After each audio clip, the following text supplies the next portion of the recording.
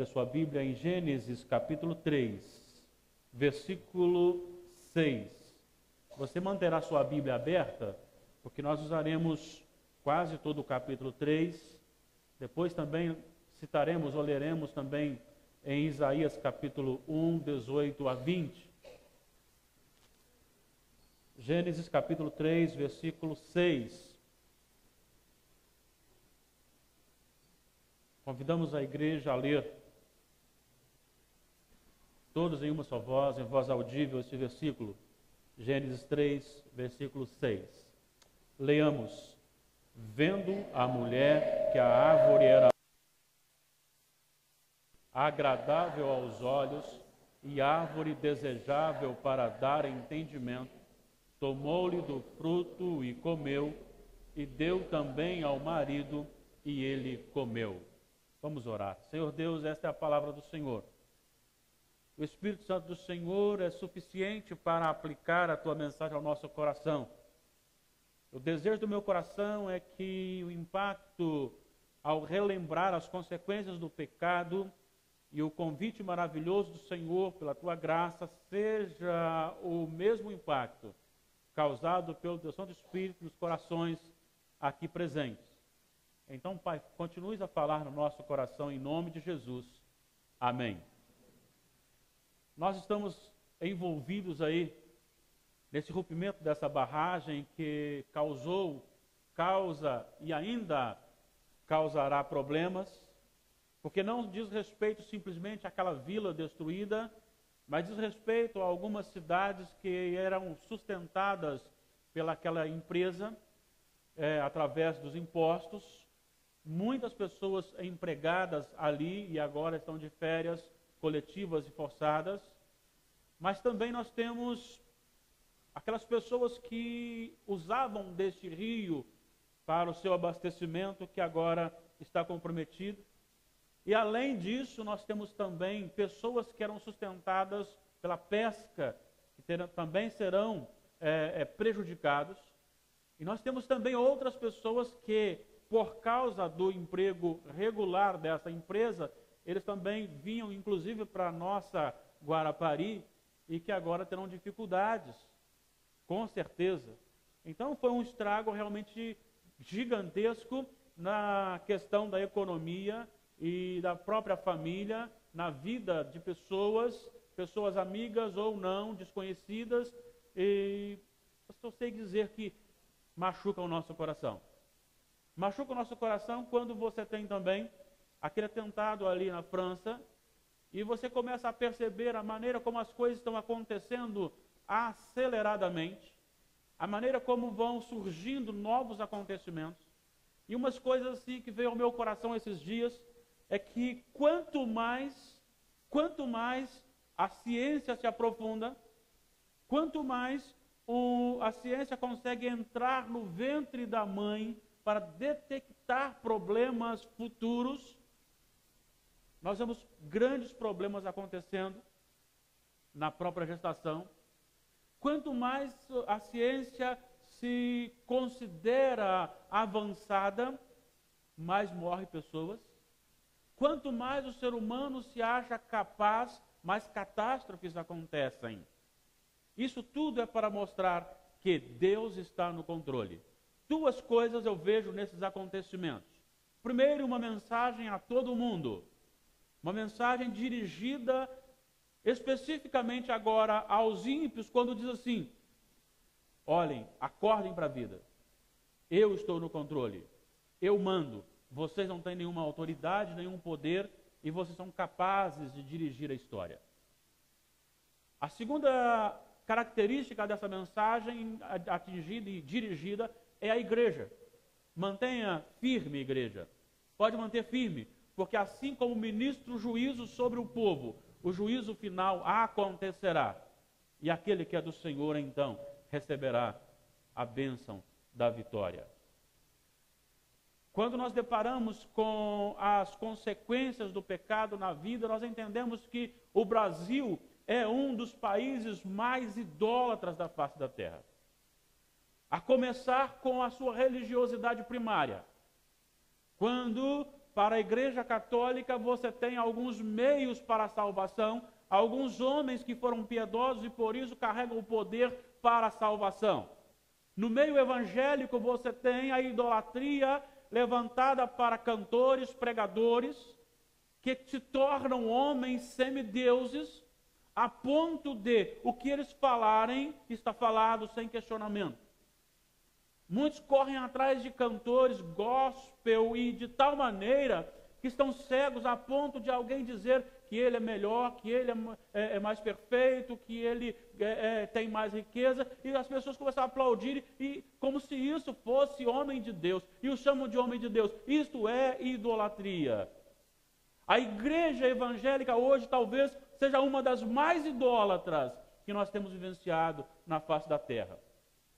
A igreja tem acompanhado um direcionamento cada vez mais longe de Deus. É só olhar os nossos cânticos, que dificilmente exaltam a Deus. É sempre eu vou ao encontro de Deus, eu vou fazer isso, eu vou fazer aquilo outro, eu vou fazer. O nosso louvor ele é antropocêntrico, o homem está no meio. É como se o homem tivesse autoridade para fazer. Os nossos sermões são sermões que agradam a todos, é o sermão triunfalista. Você pode, você vence, você é. E pouco se fala a respeito da necessidade de arrependimento, de uma nova vida, uma vida em Cristo. E nós precisamos retornar, precisamos de uma reforma urgente, como aconteceu no século XVI. Precisamos hoje de uma reforma na igreja cristã. Precisamos pegar essa igreja e voltá-la para aqui, para a palavra de Deus. Precisamos voltar para a palavra de Deus e colocar essa palavra no nosso coração. E deixar que ela direcione a nossa vida, independentemente se o que está colocado aqui nos agrada ou não. Se vai satisfazer o nosso ego ou não. O que interessa é a palavra de Deus proclamada como ela é. Chamando o povo ao arrependimento e dizendo para o povo, ou você se arrepende ou você está condenado. Porque esta é a palavra de Deus. Deus havia chamado Adão e lhe deu algumas ordens sobre obediência. E disse, se você desobedecer, você morre. E o texto que nós lemos aqui está justamente relatando o momento da queda, o momento da morte. E nós vemos aqui o texto lido.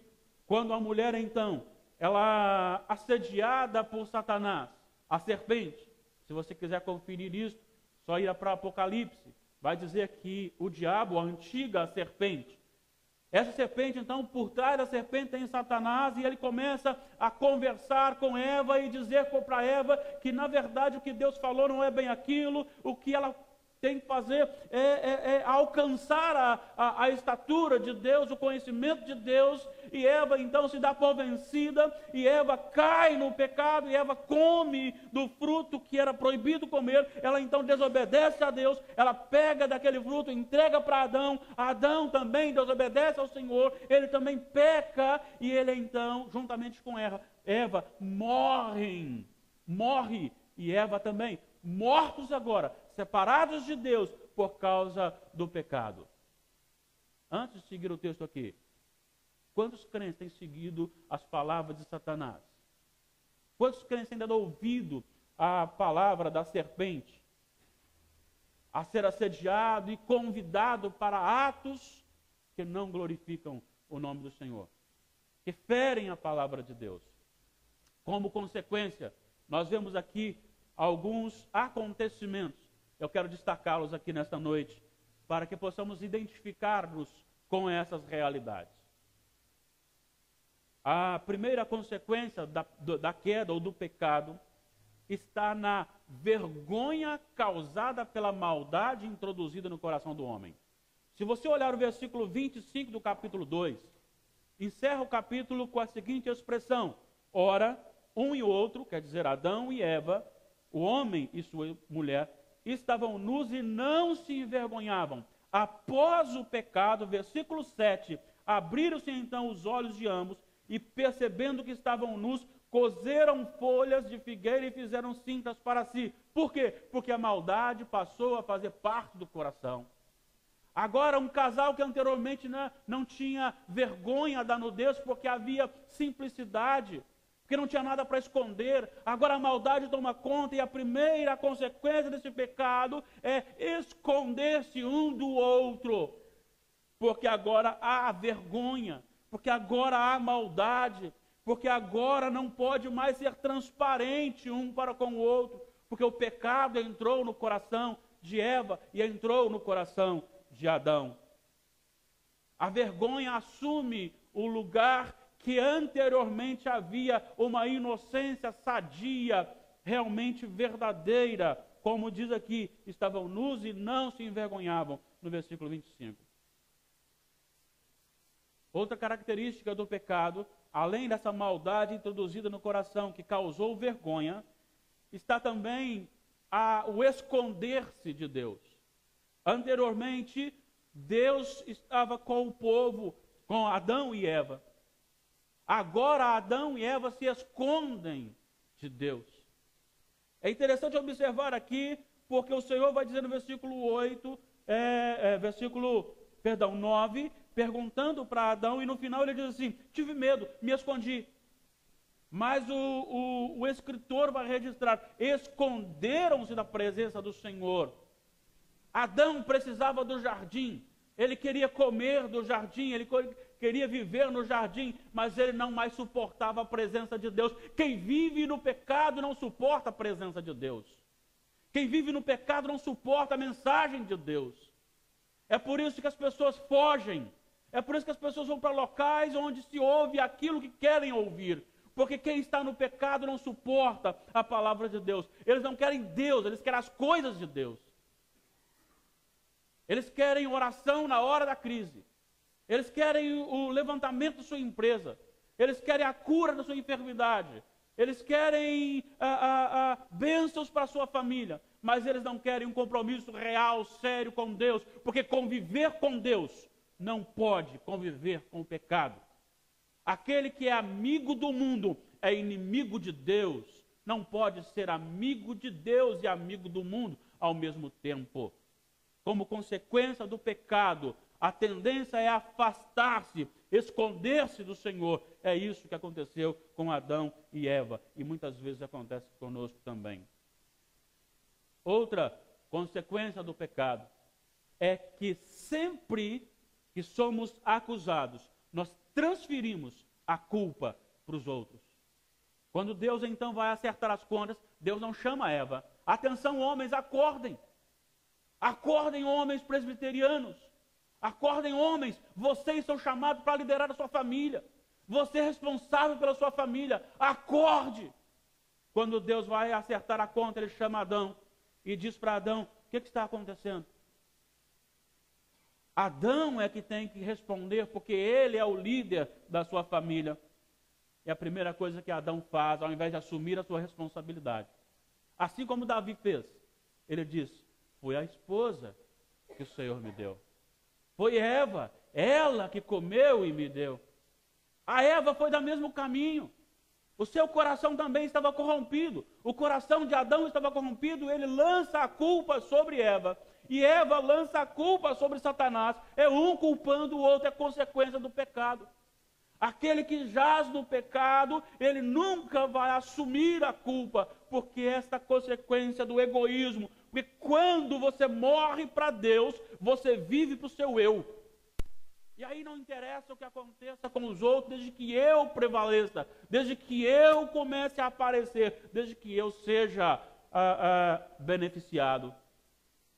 Adão, como se dissesse: não é problema meu, é problema de Eva, e foi o Senhor que me deu. E Eva disse: não foi eu, foi a serpente. É muito fácil transferir a culpa para os outros, e isto é característica daquele que vive e vive no pecado. Outra característica do pecado, e aí entra algo terrível para a nossa vida, é que, como consequência do pecado, algumas coisas acontecem com o ser humano. Primeiro, com a mulher. E Deus diz para a mulher o seguinte, versículo 16: multiplicarei sobremaneira os teus sofrimentos, ou o sofrimento da tua gravidez. Em meio a dores, ou de dores, darás à luz filhos. O teu desejo será para o teu marido e ele te governará. Isso é consequência do pecado diante daquilo que Eva caiu, que Eva errou. Mas isso também segue para Adão, porque Deus disse o seguinte: você trabalhará, não é o problema o trabalho, mas você trabalhará e você trabalhará com fadiga. Você não suportará aquele calor, o suor descerá no seu rosto, você ficará cansado, porque a terra se rejeitará a produzir coisas boas, só coisas boas, ela também produzirá espinhos, ela dificultará o seu trabalho. Isso é consequência do pecado. Quando nós olhamos hoje para um povo sofrido por causa de uma barragem rompida, nós vemos há poucos dias a reportagem de um homem que disse: não pode aprovar essa barragem porque ela está rompendo, mas por causa do egoísmo humano em ganhar dinheiro com os impostos, aprova-se, e agora tem essa consequência. Todos os nossos atos pecaminosos têm consequências, sim, gravíssimas. E existem pecados que causam enfermidades. Não todas as enfermidades são pecados, mas tem pecados que são por causa de enfermidades. E Deus age. O cansaço físico, a limitação humana, tudo isso é consequência do pecado. Mas tem outra consequência, e esta terrivelmente grave, que é a consumação deste ato no jardim. Adão e Eva estão no jardim,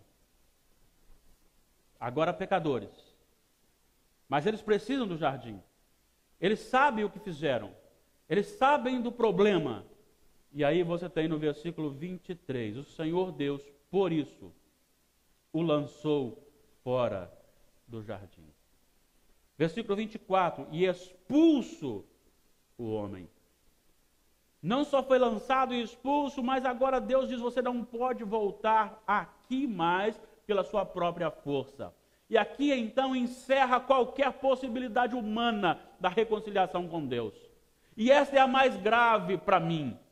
Porque a mais grave para mim é aquela que me tira a oportunidade de um convívio com Deus. Adão, Eva e todos que nasceram de Adão e Eva perderam essa intimidade com Deus.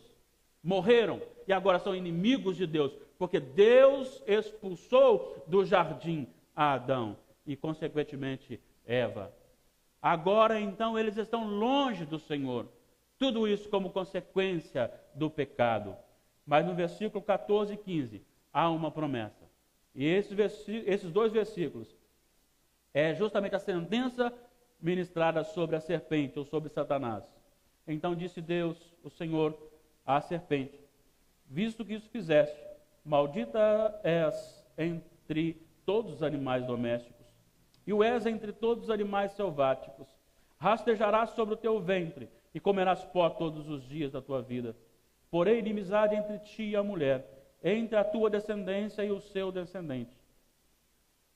Este te ferirá a cabeça, e tu lhe ferirás o calcanhar. Quando nós olhamos e deparamos com essa promessa, sabemos que Adão e Eva ficaram atentos a isso. E Deus fez cumprir quando ele chamou Abrão. E fez algumas promessas a Abrão, e no capítulo 12 de Gênesis ele diz assim: olha, eu lhe separo agora deste povo idólatra, e quero fazer o meu povo em você. E ele diz: em ti serão benditas todas as famílias da terra. Ele se referia ao nascimento de Jesus, ao cumprimento da promessa ali no Jardim do Éden. Abrão agora é responsável por um novo povo, um povo de Deus. E agora esse povo de Deus, no decorrer da história, passa pelo Egito, sai do Egito e carrega o nome de Deus.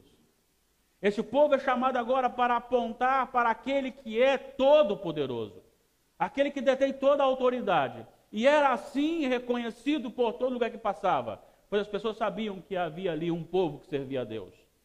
Mas esse povo de Deus, segundo o profeta Isaías, capítulo 1, se tornou tão rebelde, tão pecador, tão miserável, que ao mesmo tempo que vivia a vida fora da presença de Deus, e ia novamente ao templo ou ao local de culto, e ali começava a cultuar ao Senhor com sacrifícios, como se estivesse obedecendo ao Senhor.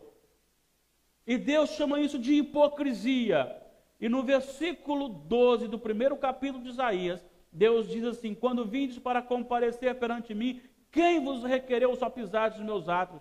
Versículo 13: não continueis a trazer ofertas vãs, o incenso é para mim abominação, e também a festa da lua nova, os sábados e a convocação das congregações. Não posso suportar iniquidade associada ao ajuntamento solene.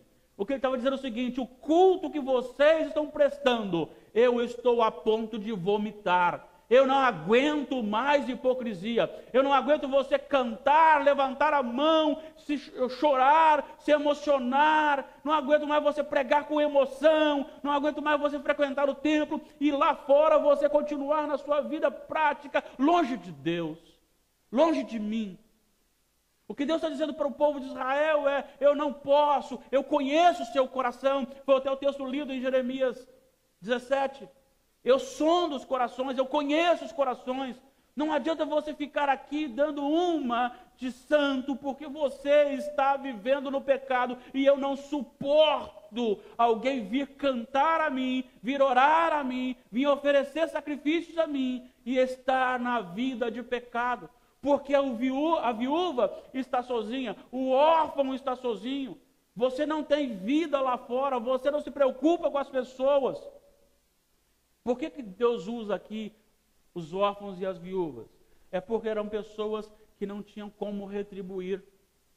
Eram pessoas que não tinham nenhum valor na sociedade financeira a ponto de poder retribuir um favor. Então, se eu não ajo com aquela pessoa, porque eu tenho que agir com alguém que não vai me oferecer nada em troca. O meu agir como culto a Deus deve ser um agir sem querer alguma coisa em troca. Isto é evangelho. Mas evangelho no Antigo Testamento? Bom, Isaías é considerado o evangelho do Antigo Testamento. Porque ele prega Jesus de maneira muito clara. Capítulo 53. Mas aí você diz assim: como pode? E este povo que se chama povo de Deus está tão distante, o povo de Israel está tão distante.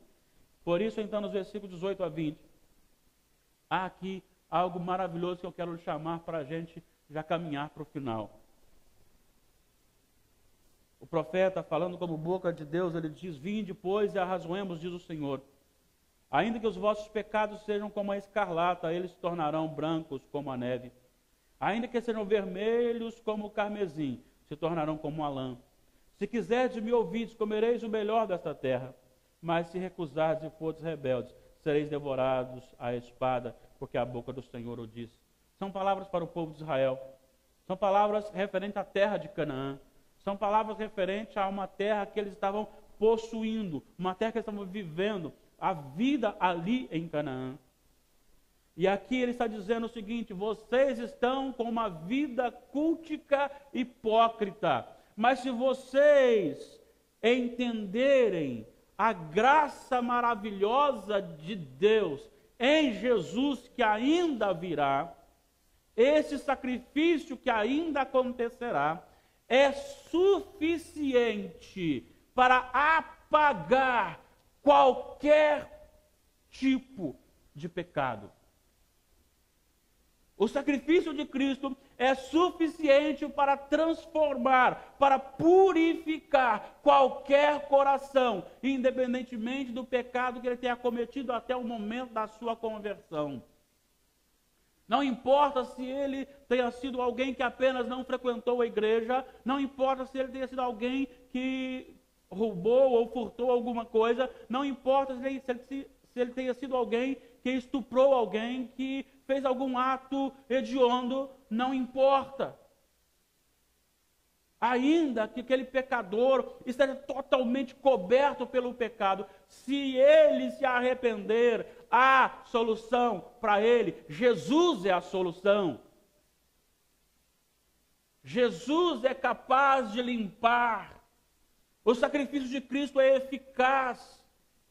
É por isso que João Batista diz em João 1:29, eis o Cordeiro de Deus que tira o pecado do mundo.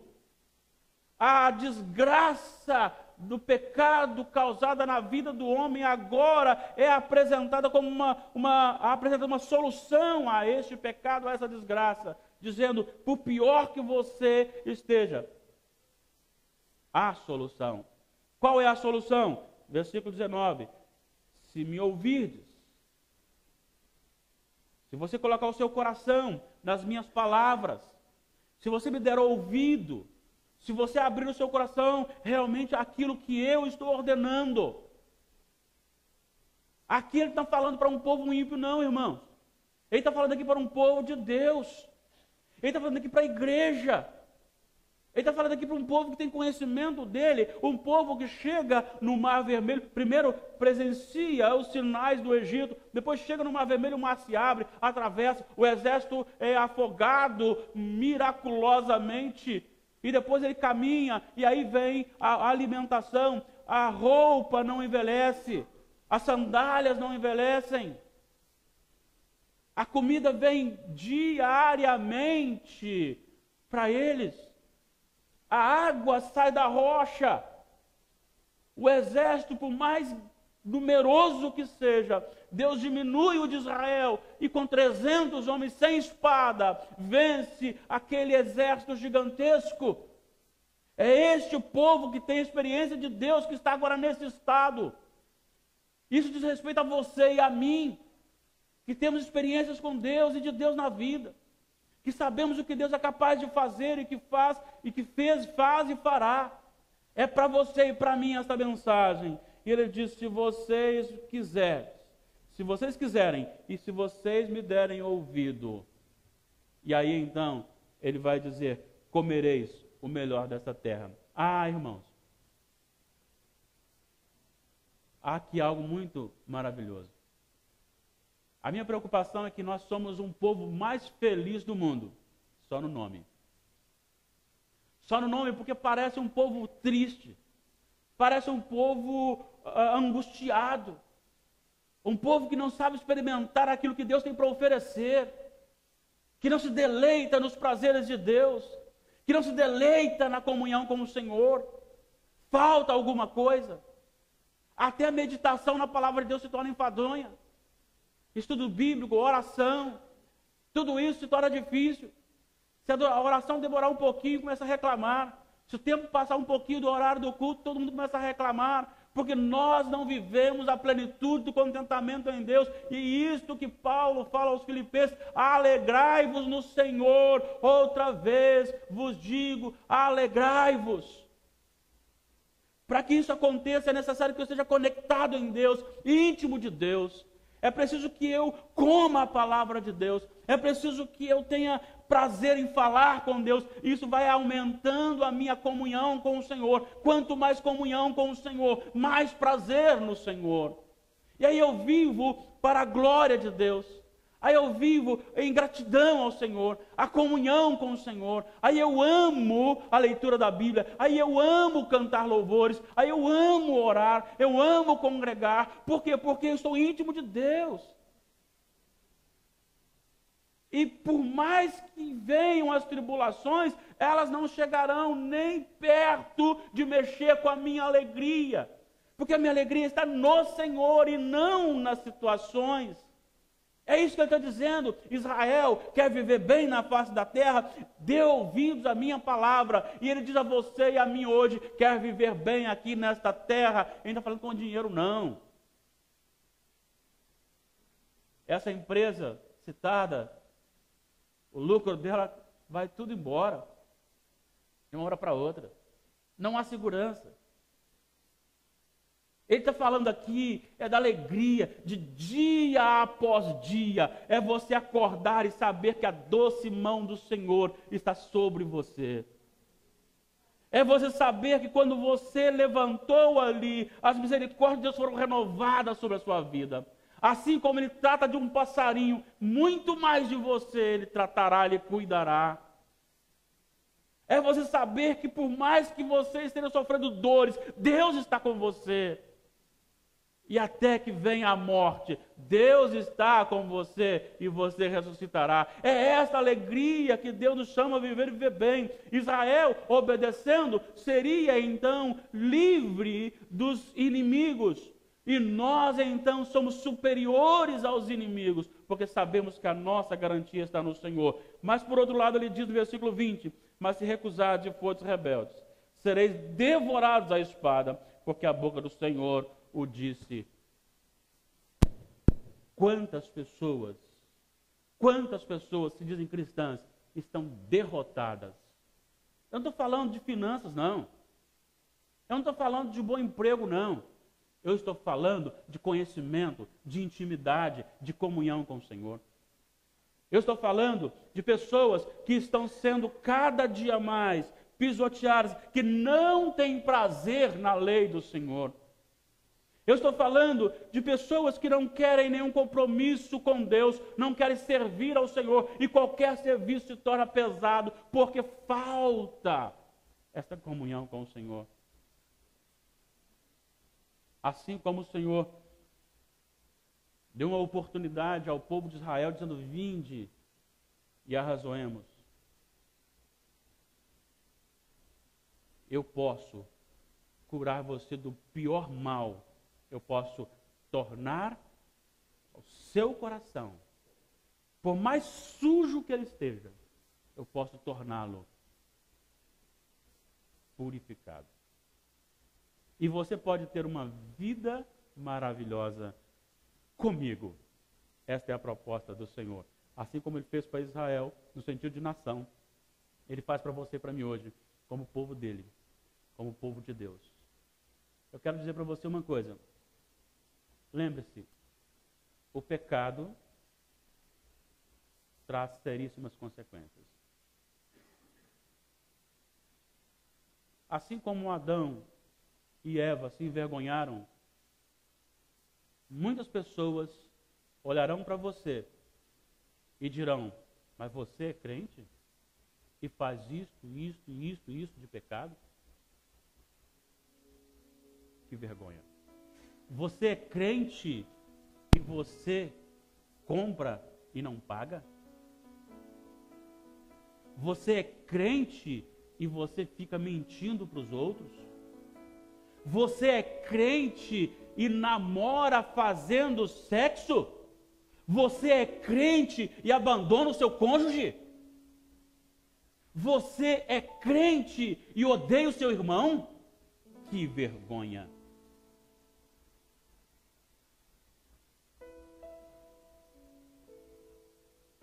Também há outra consequência. Se você vive no pecado, você nunca terá a alegria do Senhor.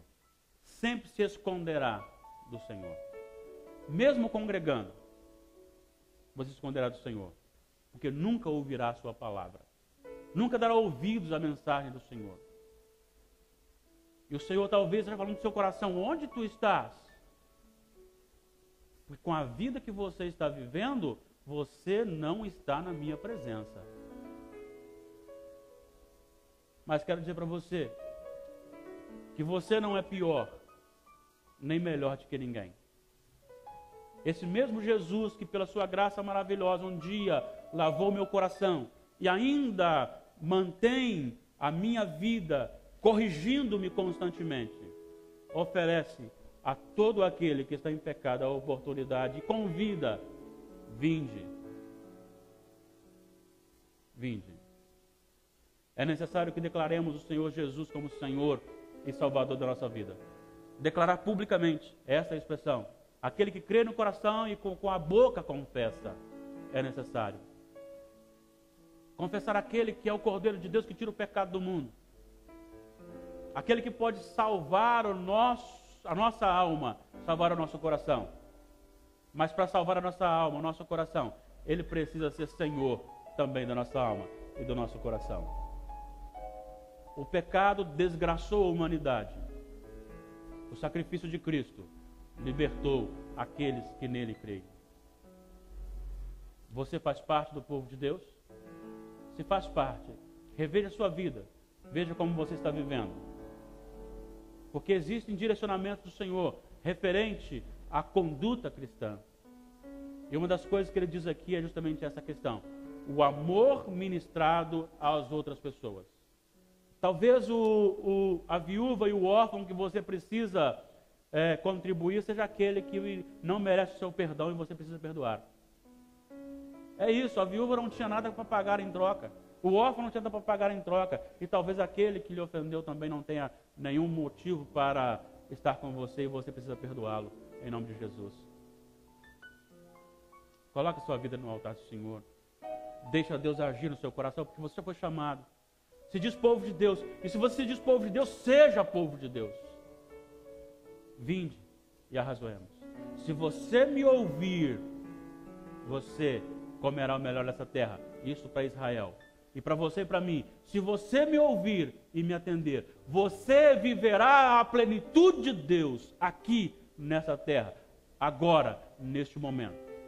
E o meu desejo é que o Espírito Santo do Senhor tome conta da sua vida, para que ele invada o seu coração, para que ele renove o seu coração, bem como o meu coração. E que o pecado seja algo gradativamente abandonado da nossa vida.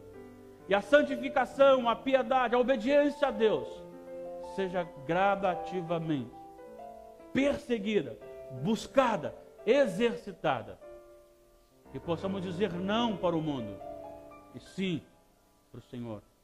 Que possamos ser luzeiros por onde passarmos, para a glória do Senhor. Deus nos abençoe.